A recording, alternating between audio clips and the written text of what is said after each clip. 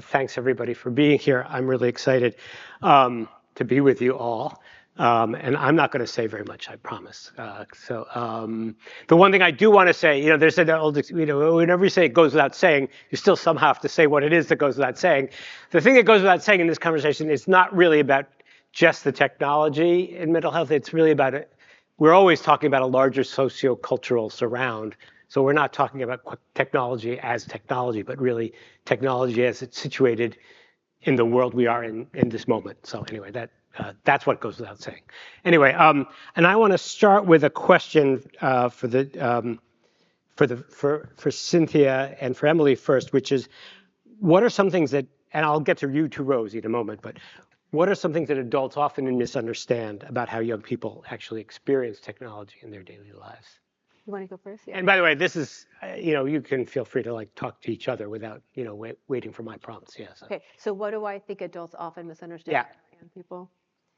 So I will just be honest in saying, so I'm a mother of 3 sons. They have all decided to eschew social media. So I know very little from my own firsthand experience of how my own children, who are like teenagers, early age college, are engaging in social media. I read a lot of what's happening online and so forth. But they do a lot with video games. And I can say that for them, video games has become, and they went through the pandemic with this, the video games became a really important social outlet for them. And now my 2 older sons are in college and my youngest son is now a senior in high school. It is still the dominant way that they actually socialize and hang out when one child's in NYU and another one is in California. So, I think, and I remember when my oldest son was writing his college applications and we got a college admissions coach because, it's super stressful. And they're like, don't say you play video games.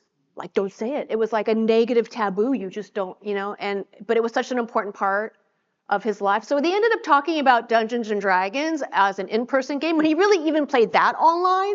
But it was when you ask the question of what do adults get wrong? I think, especially for video games, there's a sense that it's somehow really, and it can be a negative thing. I mean, my kids have also talked about just really toxic interactions with people they don't know. But when you are doing these activities with people who you do know, your friends, I just feel like it can play a really important part in helping them be connected as long as they do it in balance and also are doing in-person things with friends too. So I think for parents, it's just balance, life in balance. And even when my kids were really young, I remember having just very explicit conversations because they love video games. And there were a few things that I could take away that they'd actually change their behavior. And video games was the one thing. And I remember saying, who's in control of who? The moment you cannot walk away from that game, the moment I say you got to come to dinner, it's it goes away. I mean, it goes away. So they learned how to self-regulate from a very, very early stage. And I think that's also important. So just to say, what do adults get wrong? I think they often demonize a lot of these technologies and you hear the horror stories. But I think if you empower your kids to have the right balance and perspective and appreciate that they're actually pretty smart in knowing when things are toxic and not. I feel like that's the thing I think parents often get wrong is it can be an empowering and a very positive thing if your kids are educated and have the skills to know how to balance it with real world, real people interactions. Okay, that was a ramble, I'm sorry, but I was dynamically making this up on the fly. Okay.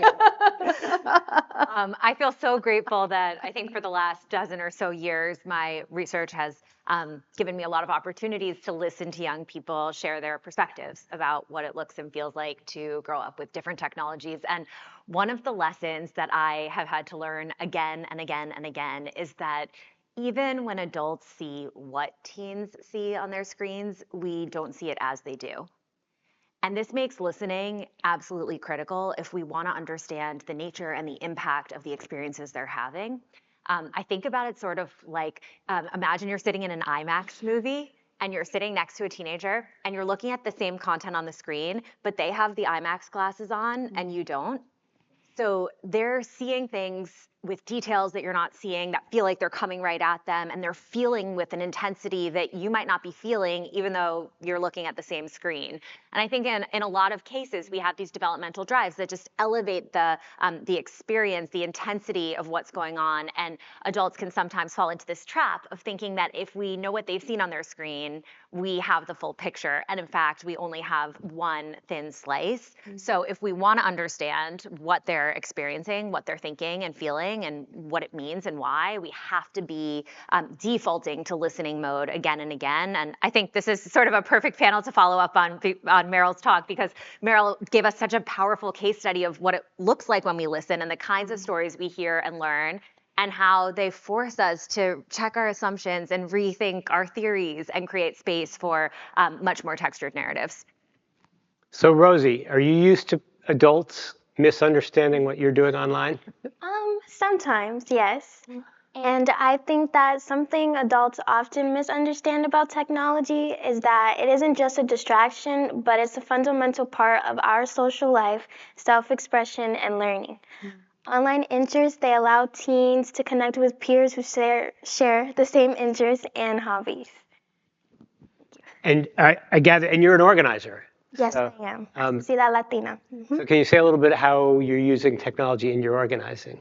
Yes, so we've done like meetings with BPS, and we've talked about policies concerning AI and phone use. We've also recorded and designed our own YouTube video interviewing people about the news.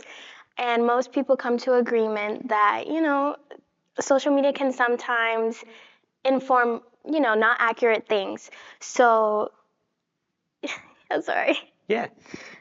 Yeah, that's it. And for those who are watching, BPS is the Boston Public Schools. So have you had any sense that they're actually listening? I mean, you've talked to them. Can you tell whether it's influencing policy at all? I think so, yes. I think that they're really trying to hear youth perspectives of things. And I think that's good, because I think that we should normalize creating regular dialogue about this topic. I think it's really important, not just for teens, but for adults too. And yeah. Yeah, that's great. Any specific policies that you would like to see enacted that they have enacted that you think are good in terms of? No, I don't think so. Okay, yeah, it's still a work in progress. Yes. It was just in the paper just today that in Silicon Valley, and the Mountain View school system has created a youth panel to basically help them decide what strategy they're going to actually have around kids using technology. We sort of dispense quickly with the idea that it's all bad for you, but I guess it would be worth at least saying, hearing from everyone examples that you have seen that are problematic in terms of kids' interactions with technology, if there are. I mean, if you know. That's for everybody here. Yeah. You want to wait? Okay. Yeah. Sure. Yeah. Well, I think one of the ways into this question for me is around this mind shift that came from some of our youth advisory work a couple of years ago, and really changed how our team at the Center for Digital Thriving was even thinking about how to consider the ways that risks could be amplified or benefits could be amplified. And that was this shift from starting with the technology as the focus to starting with the teen as the focus. And we found that, so often we put technology at the center of our questions. We're like, what is good or bad about this platform or this feature? But when we were talking to our teen advisors, they said, if you want to understand what's hard about tech, you should first ask us what's hard, what's stressful for us in general. And then get curious about the ways that tech is, in some cases, amplifying those challenges, in some cases, reducing them and making things easier, and in some cases is just sort of a distraction that adults seem to pin all the blame on when it's not really what's going on.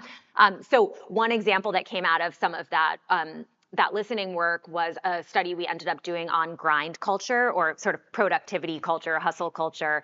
But this idea that you feel like you always have to be doing something and producing, and how that could show up in different areas of life. So not just being productive in your schoolwork, but maybe you also feel like you have to have something to show for your activism all the time. You have to have something to show for your socializing. You always need to be socializing and sharing about it.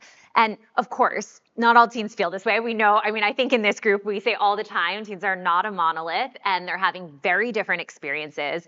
But for me, that idea of starting with the curiosity of what's hard for you right now, and then being willing to interrogate how tech is amplifying those challenges or helping to alleviate them is just such a useful sort of mind shift that I think opens us up to seeing tech in the context of teens' real lives. All right, so just to be honest, like I'm an AI robotics person, which is why when Scott asked me these wonderful questions about kids and social media, I'm like, oh, and I'm like making stuff up. So I will speak to this about AI because that's something I know. So I think there have been some very highly publicized examples of negative consequences of kids interacting with AIs online. You know, there's a famous case of replicant AI where a young 13-year-old man committed suicide because he engaged in what he thought was a intimate relationship with a chatbot, right? So like that is like tragic, right? Very clear, tragic example. I would say, you know, more recently, you know, from the Media Lab, there was a recent publication comparing people's use, and these were adults, and we're talking about adults like MIT and like Harvard graduate students type, but using ChatGPT versus Google search versus their own writing for basically answering SAT writing prompts. And this was concerning in that what they found was, you know, the people who only used ChatGPT, they had a hard time even quoting what they wrote in their own essays. And these are like just short essay prompts over time. If you look things like brain activity, they had lesser brain activity, memory engaged with ChatGPT. So basically it's like they were offloading much more of the cognitive capacity of writing to the AI versus the people in the Google group versus the people who did their own writing. They also did a lot of language analysis and saw that the essays, and these were things like, you know, personal values or like classic kind of SAT prompt questions that you should have a personal opinion on. The essays started to look a lot very similar when they used in the ChatGPT group versus the other group. So again, just to say, in some sense, not a surprising finding if you think about just for learning. You use it or lose it, and the more you over-rely and offload on these kinds of technologies, you could lose your ability to think critically, think creatively, you know. So this was like one of the first kind of really kind of systematic analyses of it on just a simple short writing task over a period of like four or 5 weeks. And again, these were highly educated people who were seeing these effects. So that's concerning, and I think, you know, as Eric mentioned, you know, we worked together at MIT Raise on AI literacy, and we've actually started to develop new kinds of curriculum for young people to actually counteract that, right? So teach them about responsible use of like how you use things like an LLM in writing and when you might use that versus a Google search versus nothing at all, but basically to give them the skills and the perspective to understand you do not want these tools to marginalize your learning and your growth. So you have to use them safely and responsibly. And you have to take responsibility to use these tools in a way that you develop as a person. So that's more on the AI side, but in terms of like digital tools and stuff with these personified AI systems, I think these are things that we're starting to learn that we want to start weaving into when you think about responsible use of these tools for young people in the classroom and learning, like give them these experiences firsthand so they can appreciate the ownership that they need to feel over these tools and choosing the right kind of tool at the right time in the right way. Rosie, have you been using any AI tools? To be honest, I honestly don't use it often. Recently, I learned about genocide online, on social media, because this was something that I was never taught at school. And so I had used AI to give me like a definition of what it was. And I didn't just use AI though. I used like other sources, and I feel that the AI source wasn't accurate compared to other sources. So that's just something that I've noticed using AI tools, that sometimes, you know, the information isn't always correct. Well, it's good that you're a smart and skeptical consumer. What do you see about in your your friends, do you ever talk about that, or does it come up as a subject? Yes, I have a lot of friends who use AI all the time for everything and anything, for regular things too, not even just school. And I can understand, but I try to, I don't like to tell my friends what to do, but I try to advise them. And I tell them, sometimes think about it before you like want to go search it up. You might know. So, yeah. Yeah. Yeah, I was just going to add on to Cynthia. I really appreciate that comment about the application piece, and it just made me think about a conversation we had with some teens over the summer. And we were talking about moments when we had used AI, and then sort of what Ethan Mollick talks about as a secret cyborg moment, where you use AI, but then you try to hide that you've used it, or you don't want people to know. And we were having a conversation about those moments when we've used AI and then felt not so good about it after, or felt like we wanted to hide it. And one of the examples that came up was around using AI to write the applications for the summer program that they were sitting in. And it was the question, interestingly, so I said, like, so what was the question that you were getting help on? And the question was, what do you like to do on an ideal Saturday? And the teen who was telling the story said, I asked the AI, I said, here's what I actually like to do. What should I say I like to do that would be realistic in this application? And we all kind of giggled the way that in this room we're having a laugh. But I think one of the things, as we started hearing repeatedly that kind of story, like, yeah, someone else said, yeah, I asked AI a question like, what's my favorite movie? And everyone's like, well, what is your favorite movie? But I think that there is something that people in this room are so attuned to, which is to go into what are the forces and the systems and the pressures that are putting young people in a position where they feel like their real answer to what they want to do on a Saturday is not the answer we are all looking for. And that curiosity, like the willingness to go like, okay, there is, before we just eye roll at, oh, you don't even know, you're going to ask AI what you want to do. I think we have to look at ourselves and the systems we've created that have put young people in this position where they feel like the stakes are so high. And the cost of being honest is their candidacy, their application in this program that they care about really deeply. So I'm just like thinking about those pressures alongside and making sure that we're surfacing them as we're having these conversations about use and misuse. So in other words, on some level, that stuff is, for lack of a better word, a healthy adaptation to a perceived system in which the stakes are extremely high.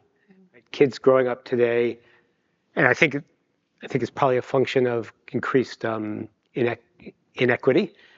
Kids are under a sense that the stakes are really high in terms of what they're going to do in school and what they're going to do after school, and so they're smart to use AI to answer to do applications if they're led to believe that that's going to be helpful for them. So yeah. Just add, and I guess this is more anecdotal. I feel like it has definitely, that high stakes has bled into their social lives too. They are so nervous to express how they actually think or feel to their friends for the fear of being judged. And I've heard this from my sons too. So there's just, in terms of the social pressures and there's a lot our kids are dealing with right now. Rosie, does that sound right to you? Yes, I was just going to say, I agree with what both of you said. Right on point. Literally right on point. That's exactly how we feel. I've had many people, like my peers, tell me the same thing. And that's how we feel. We feel the stakes are too high. We feel like there's not enough time, and we just feel very, very behind. We feel behind. Yes. Do you ever talk about, it was a long time ago when I was little, but I always remember thinking, when I grow up, we're going to do things differently. Do you ever talk about how you would like to change things? No, I'll be honest, no. Yeah. And I think that's because we don't really know how.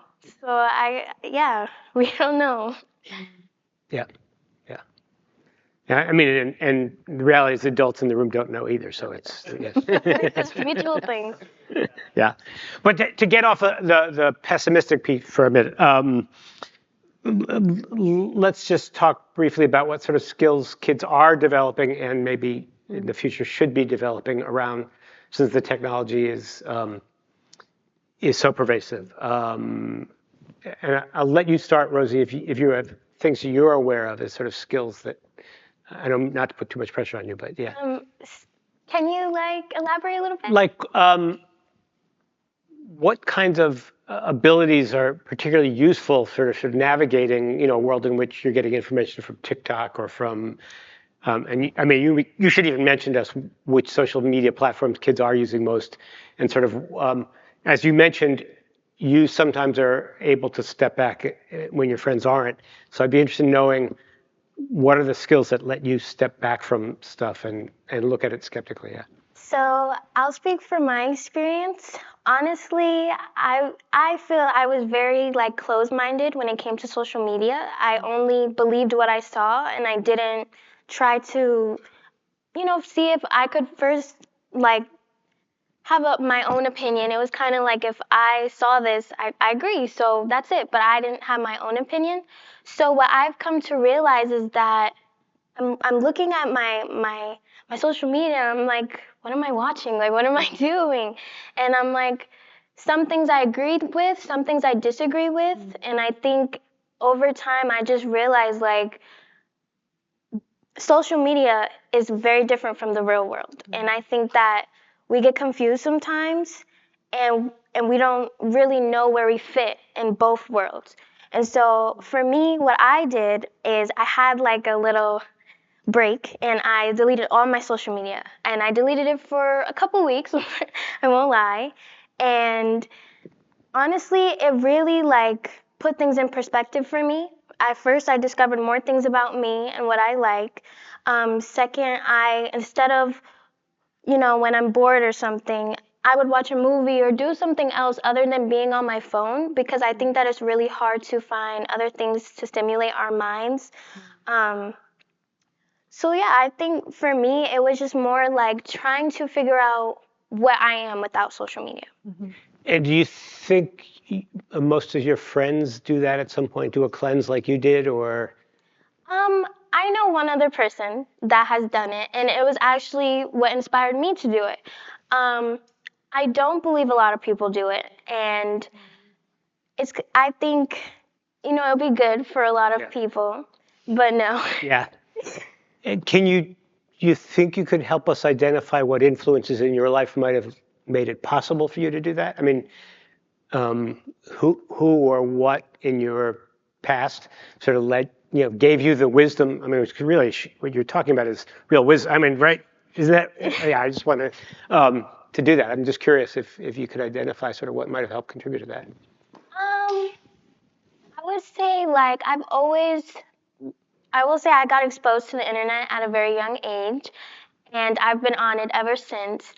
And I just feel like I was too much on it, to the point I'm so focused on my phone and what's on my phone that when I go outside, I have anxiety. I feel insecure because I'm like, why is this way when on social media it's not? So I think I was getting too consumed with what I was seeing and what I was hearing, and I was trying to compare it to the real world when it's not the same. And I had to learn to find a balance and to know where to draw the line. Mm-hmm. Well, I just say I'm really impressed that you managed to do that. Thank you. Yeah. And Emily, I mean, you're looking at this stuff regularly. Can you identify influences in kids' lives that sort of help them make the kind of leap that Emily? Listening to Rosie, Rosie made. There's so many things that come through in that story that I'm thinking if I was coding it in real time, I'm like, oh, strong values and so much wisdom, and also a lot of agency. And one of my colleagues, Beck Tench, is working on an AI agency framework right now. So we've been talking and thinking a lot about this in our research group, and she's been really focused on three components, or three threads of agency that are really important to build as we try and support young people in the AI context. And I'm a little daunted saying this sitting next to Cynthia, but three of the things that she has been really focused on are literacy of the technology, literacy of the market forces, and literacy of ourselves, literacy of our own values and of our motivations, the things that we want out of life and also out of the technology and our interactions with it. And it's really interesting hearing, Rosie, you talk about your own values and how you had a sense like you were able to say or feel this is no longer working for me in this moment. And you did a kind of noticing of that, and then you took some action around it. And I love Scott's question, like, what helped you do that? Because I think that for all of us, we want to not prescribe that that's the path for every young person, but to make sure that we're supporting enough agency for young people that they feel like they can make more empowered decisions about what serves them, that kind of literacy of yourself piece, and the market forces that are making it really hard to do that in practice. Cynthia, I mean, you're looking at it. You're looking at little kids and their interactions with technology. How do you think about sort of what supports there are in the environment that help them deal with it? Yeah, so I guess just one thought on the prior question, and I'll talk about the young kids. I think one of the biggest challenges for young people today is, like, you mentioned this, like, what is real? What is truth? What do you believe in this world? When anything you see online could be a deep fake, you could be in some sort of echo chamber. I just feel like how young people have to navigate this time to understand, like, what is the calmly held set of facts that we all can kind of bring to bear on making important decisions in society and the world. I think it's just a really daunting kind of world that they're having to grow up into. My son will say this, you can't believe anything. It's like, that's a terrifying, like, you can't believe anything. How do you do anything when you can't believe anything? So again, just I empathize with this generation and kind of what they have to contend with. In terms of when we develop, again, we do work in AI and social robots. One of the interesting things about physically embodied technologies like robots is they bring in the real social world of people into the interaction with things that can be enabled by digital media. So when we look at how we design robots, in a classroom setting, it's not just about a child just interacting with the screen or robot. It's like, how does that system help support the teacher dropping by and engaging in a conversation, a peer coming by, right? So we try to situate it in the authentic kind of real world, which is messy and beautiful and chaotic and wonderful, but, like, how do you design technologies that can fit and support in those environments?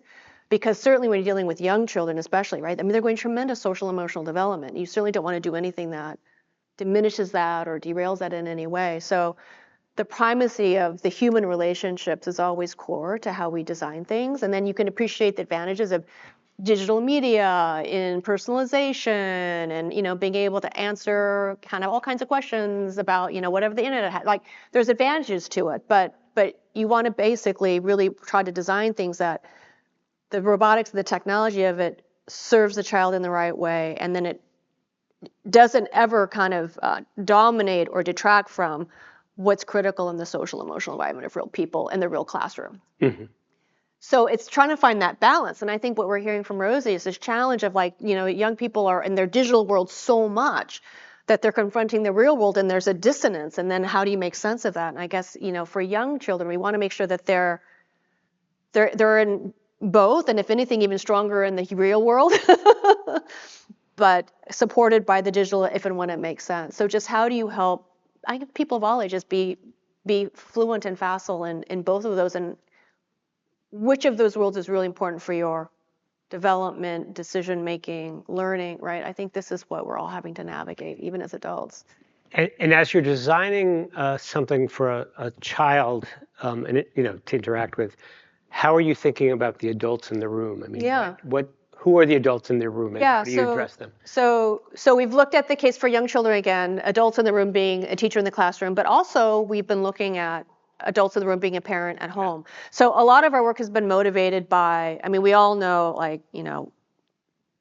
education, access to resource is highly variable, and even in the United States, based on social economic class. So we've been actually working with children in at-risk communities the most, trying to give them more experience, more learning experiences, more personalized learning experience, particularly on language and literacy learning, very young. Because we know, like, if you don't even start in kindergarten ready to learn, it's like, it is very hard to catch up. So, like, that early childhood intervention. And we know that language that's experienced in the home environment is really important.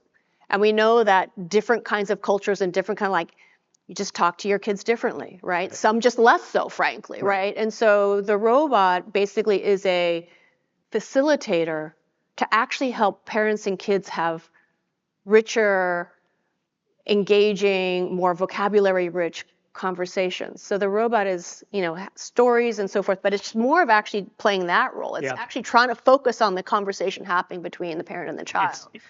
It's interesting. A product that we work on here at MIT around reading, encouraging parents to read to their kids. And the first thing we learned in the user testing was that there are cultures where parents just don't read to kids. Or don't ask questions. Yeah.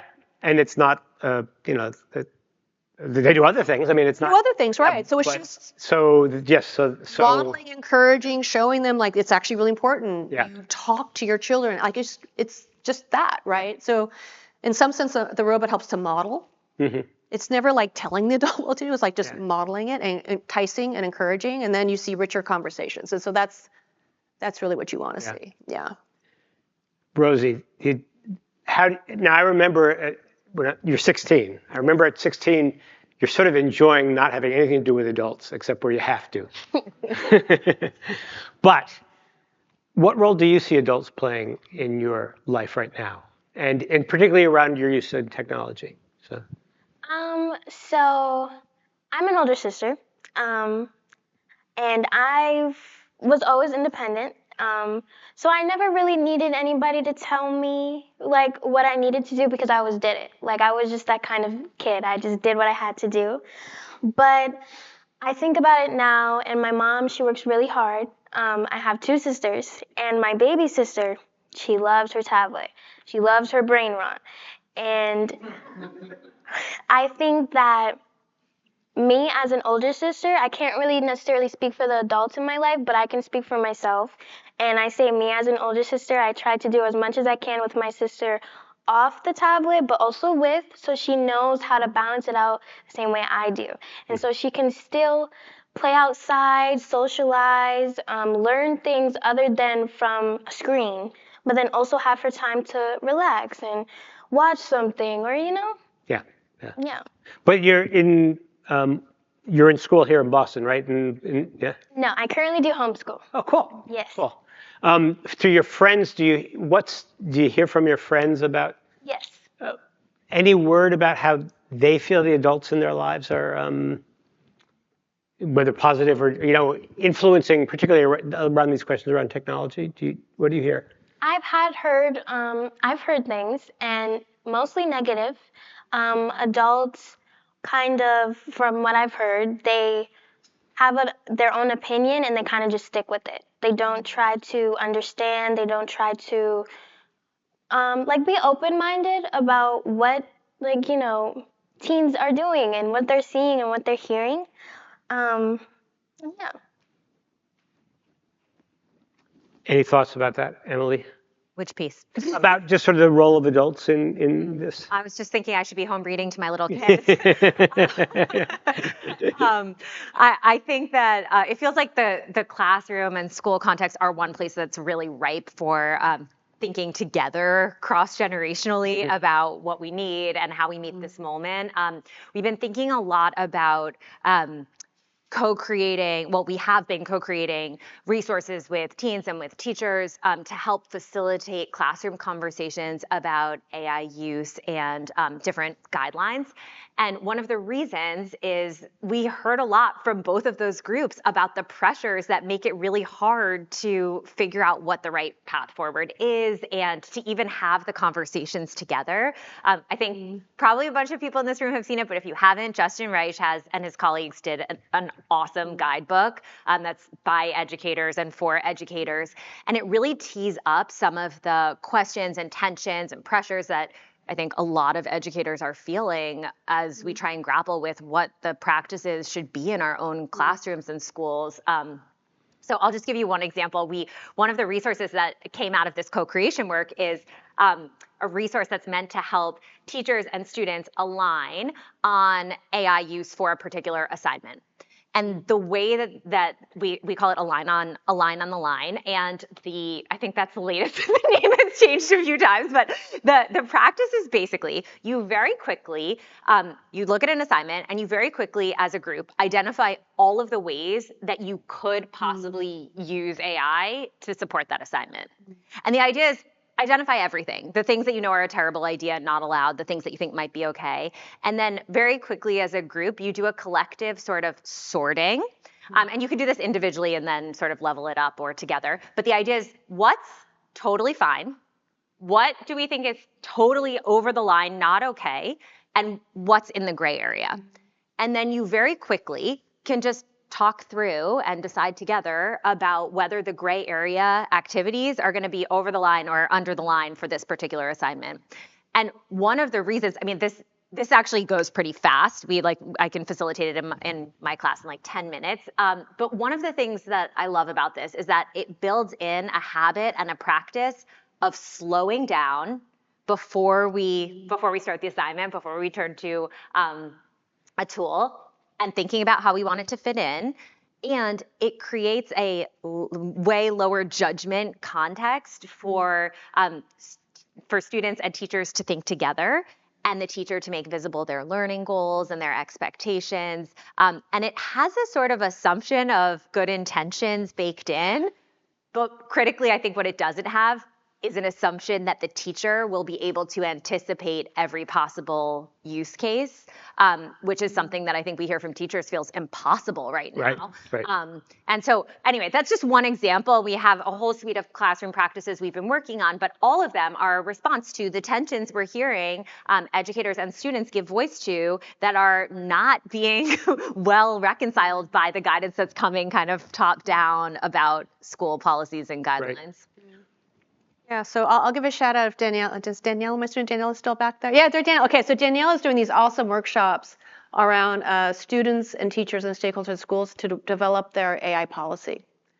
And she's been having tremendous success with that. But I mean, just to say that students should have a voice in AI policy in their schools, but they need to have those conversations with teachers and administrators. So she's been doing that work. The variety of schools in this area, the Somerville area and beyond. So anyway, shout out to Daniela, awesome work. I want to just, going back to what Rosie said before about parents not like listening or being very set in the way, so I will just give another kind of parental observation. So again, my sons play video games, and I have noticed over time, they will speak to hours with each other about video games.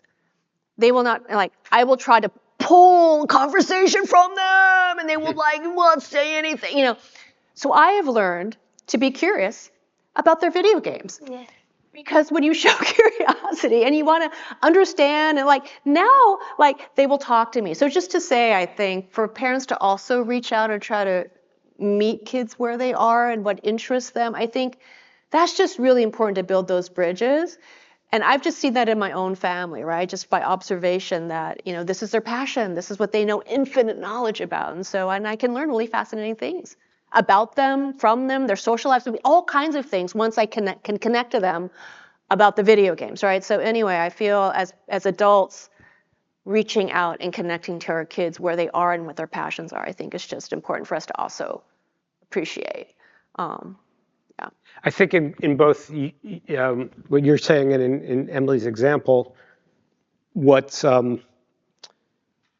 it shouldn't be novel, but is unfortunately too novel, is the idea that kids actually have some agency in general in their learning. I mean, rather than that the system, we've got this system designed by experts, and we know exactly what's right for you kids, and suddenly AI is, and technology more broadly is sort of showing us that in fact we don't know, we can't even figure it out for ourselves. So how are we supposed to figure it out for kids? And maybe if we're a little less top down in the way we approach education more broadly, maybe we can find some happy medium. I'm interested, Rosie, in your evolution into homeschooling. How did that happen? I'm just curious how that. I had a bad experience at school, freshman, sophomore year, kind of both. And my mom kind of came up to me with the idea. Both my parents actually graduated from homeschool, so I was like, okay. And I tried it, and I tried to be open-minded about it because it was different, but honestly, I love it. It's self-paced, and I really like that. But also work-wise, what I'm learning, like I feel like a lot of the things that I'm learning in homeschool is not the things that I was learning in person school. And I know I can't really say too much because I wasn't there for that long. I left sophomore year, but I feel like I've been learning the same things since second grade. Like the same multiplication, the same, like everything. And I just feel like homeschool also opened my eyes to like certain things. Like I learned about psychology and the many different factors of it, which again, I didn't learn in school. And I think that homeschool really helped me to like see that there are so many things that I can learn about. And I think that's really important. And what role does technology play in your homeschooling? I'm just curious. Music. I like listening to music to focus, but I was always like an overachiever at school. I always made straight A's. I love to just do my work. I love to learn. That's one thing about me. I really love to learn. And so when I'm doing my homeschool, sometimes I'll get stuck and I'll want to search it up, but I don't. And I go back and I reread and I try to really like understand it myself. And then if I really, really like, it's too confusing, I'll search it up. I will. And then I'll be like, okay, I'll go back to the text after I get my answer. And I'm like, okay, now this makes sense. This is why this means this.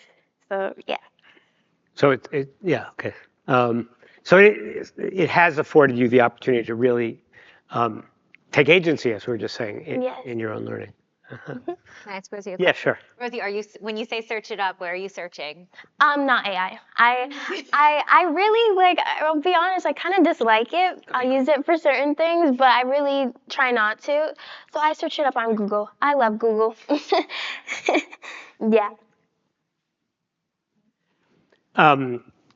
Mary just brought up a list of questions that have been generated from people watching, which is great. So I'm going to read. I haven't pre-read these, so forgive me if. But I assume there's nothing really horrible here. One challenge for youth in the U.S. is their mental health care provider may change frequently based on parents changing jobs, layoffs, and associated health insurance. Kids trust their therapists over time and may find it difficult to adjust to these changes. And free helpline numbers give generic, unhelpful advice at times. How can we support children during these transitions with technology? I don't know if that's, I don't know if that's something anyone's experienced.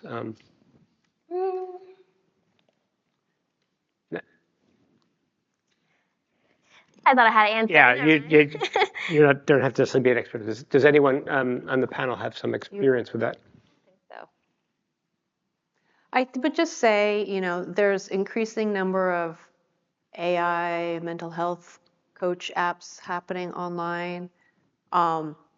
This is definitely an area where the human connection and human wisdom is really, really important. I think there could be a place for an AI in supporting that, but I would worry if, again, people defer too much to an AI for that really important, critical, deeply human domain. So just to caution against over-reliance on AI, especially for that. I wonder whether, this is just off the top of my head, and I've probably spent less time than anyone else here on talking to with AI chatbots, but I'm wondering whether one couldn't imagine sort of a very narrow, sort of bounded structure where the AI is really there just as thought starters rather than as, to raise questions that then could be brought to other people rather than as the answer or the sole trusted. Yeah, so I'll just give you an example of what we've done in our lab. So I have a PhD student who, Seong Jeon, who now is at Purdue as a professor. This was during like pre-pandemic and pandemic when the mental health of undergraduate students was getting a lot of attention. So like at the World Economic Forum, you had the Yale professor who taught the science of happiness, which it turned out was like the most popular class. So it kind of broke it open to like the really kind of like, concerning case of mental health with young people. And this was before pandemic. And then of course the pandemic hit. Yeah. So just to say, like, one of the things that we explored was a social robot that basically was more of a skill building agent around positive psychology exercises. So it was not about treating clinically depressed, students. Like, it was really more of like, how can we help you build resilience? Where traditionally this might be administered by a person, but now it's just little light touch things that they would do in their dorm room, like 3 good things or gratitude. I mean, these things that are kind of light touch things that just help you, again, develop, just positive psychology kind of skills. And we actually found that over the course of a semester at MIT, which you can imagine, like mental health and frustration, like might go down. It's like, it actually stayed reasonably high. So I think there's something to say about, the role of these systems, because you're not going to talk to your therapist every single day, but like if you can just practice these things and build these skills, there may be a place for that. And that was much more about prevention. Like, how can you keep you resilient with learning these skills? And then, when we did deployment during the pandemic, we explicitly looked at the case where the robot would be the intervention, but then we would remove the robot and we would look at to see how those skills would sustain, right? So I think, again, we don't want these technologies to be a crutch that you're forever dependent on. Right. You kind of want to help build the skills and then pull the scaffold away so that the person can be resilient on their own. So anyway, we've done experiments with things like that with positive results. I mean, a lot more obviously to be done, but some positive signal in thinking about maybe those are the kinds of ways that these technologies could be used that can be helpful. Yeah. Okay, yeah. But it says something about sort of being willing to work within constraints, thinking in more limited ways rather than the sky's the limit, right?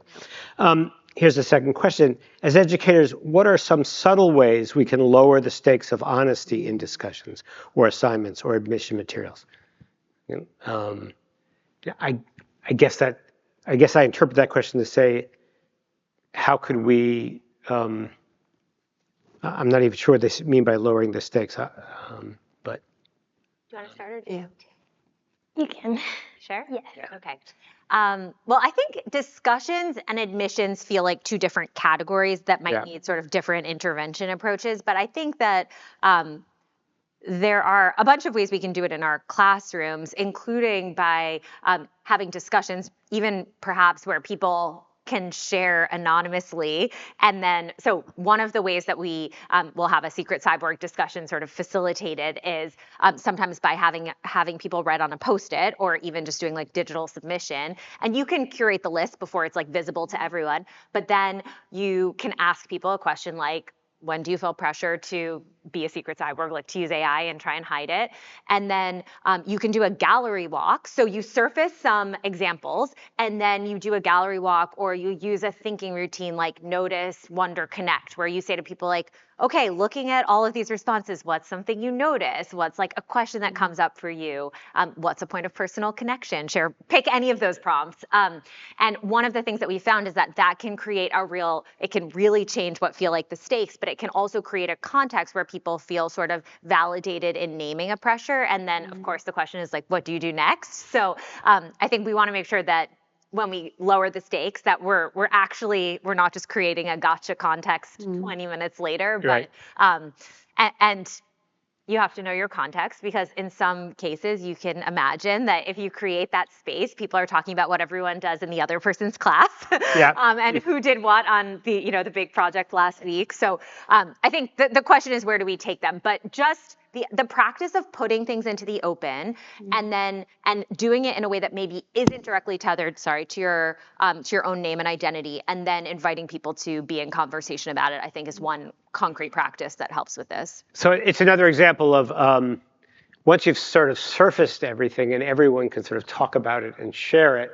then everyone can sort of collectively decide how to work around it or avoid it, and again, there's more empowerment of the students, more agency in that. Right? Yeah, and I think even one interesting thing that comes up as you do this sort of conversation is you find that, and I know we see this across so much research, like the name it to tame it concept has so much power, which is when you have the language to identify something, and I think in some cases we then have the signal that this is so common that someone has come up with a word for it. It does give us permission to have a different kind of conversation too. I think at some level it's about. I don't think we realize the degree to which sort of the carceral culture has infected, certainly school. Yeah. So that we're identifying stuff to call it a crime, to punish someone, rather than to sort of identify it to just sort of figure out how to make things work better. So, Yeah, it feels like often we create this dynamic with tech where it's like adults and teens, it's an us versus them instead of an us and them. And I think we see that playing out in those dynamics too. And students are smart, so they see that when we're framing it even in a different way. Right, right. So I think that one of the ways to lower the stakes for, people feeling pressured, or just, uncomfortable, I think I agree with a lot of what you said. I think, oh my gosh, I just lost it. Oh no, I'm sorry. That's all right. Yeah, it'll come back. It'll come Yes, back. yes. Yeah. And so again, I'm reading a question before I've had time to fully vet it, but speaking of what to believe, an entire pop culture discourse exists between AI doomers and accelerationists about things like the alignment property, intellectual property, environmental costs, etc. Are any or all these issues developmentally appropriate to discuss as part of AI literacy ethics efforts in K to 12? Wait, this just scrolled away. Hold on. Or are these issues premature or unfair burdens for still developing brains? So we do. Yeah. We do introduce them. We do, and again, in a grade appropriate, age appropriate way, because I think, young people are pretty savvy and, they want to talk about these things. So we did this was a few years ago, one of the very first AI and ethics curriculum for middle school. And this was the time when like deep fakes were just starting to like happen. And so like there was a website called Is This Real or Not? People were like, these kids were like blown away that you could generate images of faces of people who didn't exist, right? So, but to kind of help students meet the moment of like where the technology was and engage them in conversations around what are the implications, societal implications, with positive and potentially, so always balanced, right? Never just boomer or doomer, but always balanced conversation. We found that young people really wanted to talk about these things. We talked a lot about, they actually would redesign YouTube. So it turns out middle schools have intimate knowledge about YouTube and how it works, right? Like way more than like certainly I do. And we would invite them to like redesign YouTube. Like we talk about the algorithms in YouTube and how they can potentially start serving up like really like, let's just say controversial content because, they're trying to get your eyeballs and stuff. And like students knew that. And so then it was like, how would you redesign YouTube? So anyway, again, it was like, it allowed students to engage in the conversation about AI, but in a much broader societal lens where they felt agency and felt a sense that they could help shape these kinds of technologies, and just to say, we didn't want to shy away from it, because frankly, they're using these technologies. Yeah. It's shaping their ideas, shaping their behaviors. It's important they can kind of grapple with it. We did an AI and climate curriculum where we explicitly talked about the environmental consequence and impact of AI. And young people, they want and need to be able to talk about this kind of stuff. And I think in many cases, if you empower them with the tools to make a difference, instead of feeling hopeless, it helps them feel more hopeful that they can make a difference. But it is a tremendous burden we're placing on these young people today. I mean, it is such a tremendous burden. Yeah. Rosie, where do you think kids feel hopeful? Where can you? I mean, we agreed that you're not required to speak for your whole generation. We agreed before we got up here. We promised her. But I'm just curious, just even talking your circle of friends, where do kids feel hopeful? With each other. Our peers, talking to like each other, someone your same age, someone that thinks like you, has the same mindset as you, that really helps us. Because hearing it from an adult is kind of like, oh, well, you're telling me what to do. Hearing it from a teacher is like, oh, well, you're just telling me to tell me, But hearing it from a friend or hearing it from someone that is on the same kind of page as you, I think is really helpful.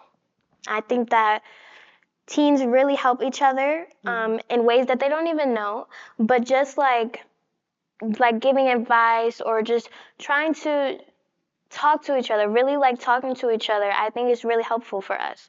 We love to connect with each other. That's one thing I can say about teens. We love to talk. We love it. So when we have that opportunity, I think that's when we really listen. So, yeah. And one last question about that, and then we're going to turn over for any questions here in the room. Cynthia was just talking about the algorithms that sort of affect what you see on TikTok or on Instagram. Do you guys ever talk about that, about sort of the ways in which, and it's okay if you say no, but the ways in which those apps are actually trying to manipulate you and Honestly, I've never had the conversation with anybody, but I've thought about it myself. And so what I do is like I really use TikTok a lot. That's my favorite app. I use that more than anything. It's actually the only app that I have. And so I'll watch my For You page and I'll look at a video and I'm like, is this really what I want to be watching? First, like, sometimes I feel like, yeah, the algorithms are there to manipulate you. I feel like sometimes social media is a way to distract you from the real world and what's really going on.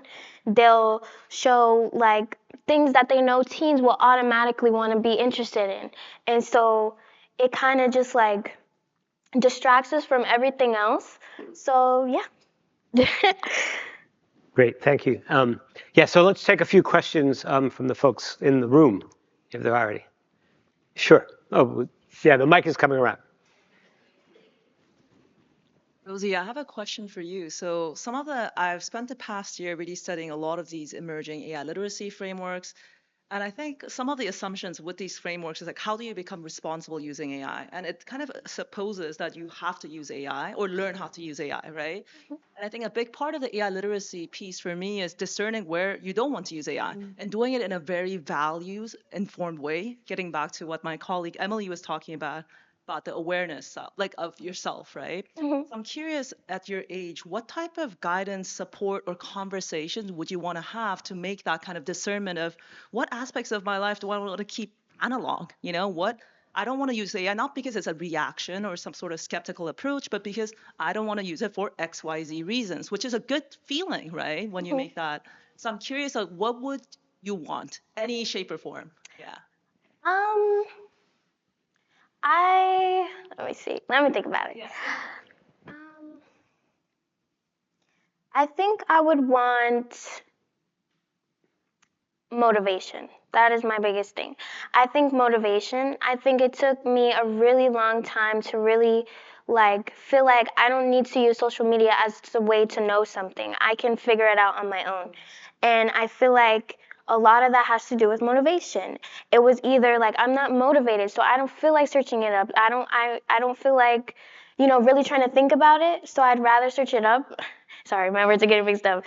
But I think motivation is the most important thing. I feel like that's one thing about teens. We feel very discouraged in this generation.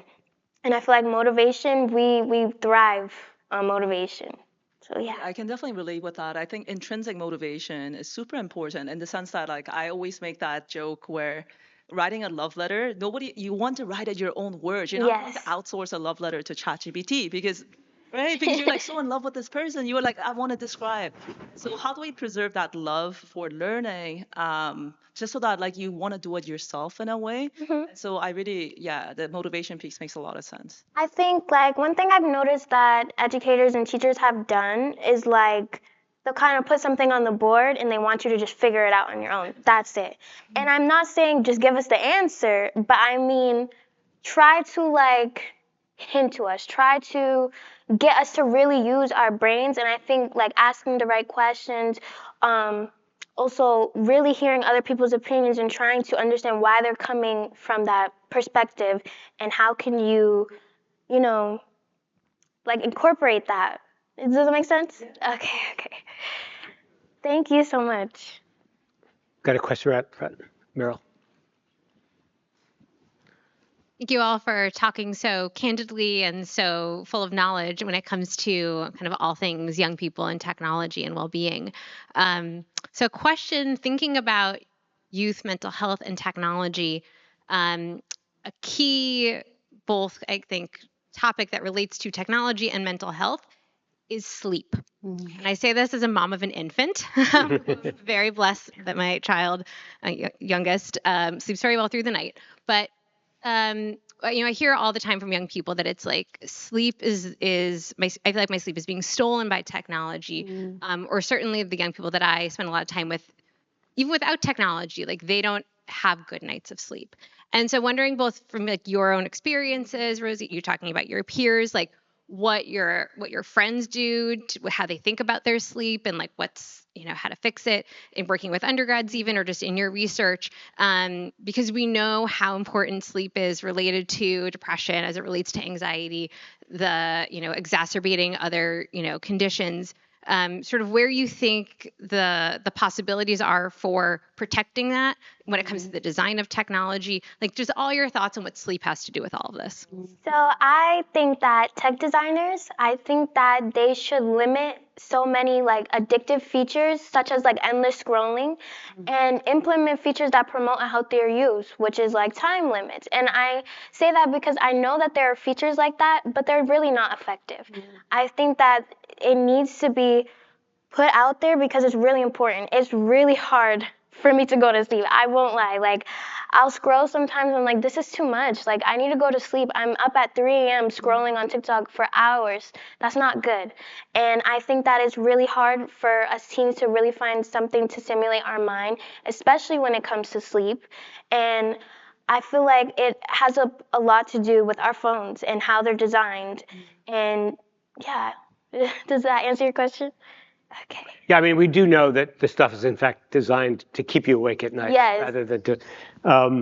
Prevents it. Coincidentally, the first game that I did, we were talking back in the 90s. If you were playing it for about 2 hours, the narrator would say, "You've been playing long enough. Go outside and play." Which is my perfect segue to say it's 6 o'clock here. It's a beautiful day here. I don't know what it is on the rest of the internet, but it's a beautiful day here, and so. You all should go out inside and play before the sun sets. And you guys were extraordinary. So I just want to thank you all for this.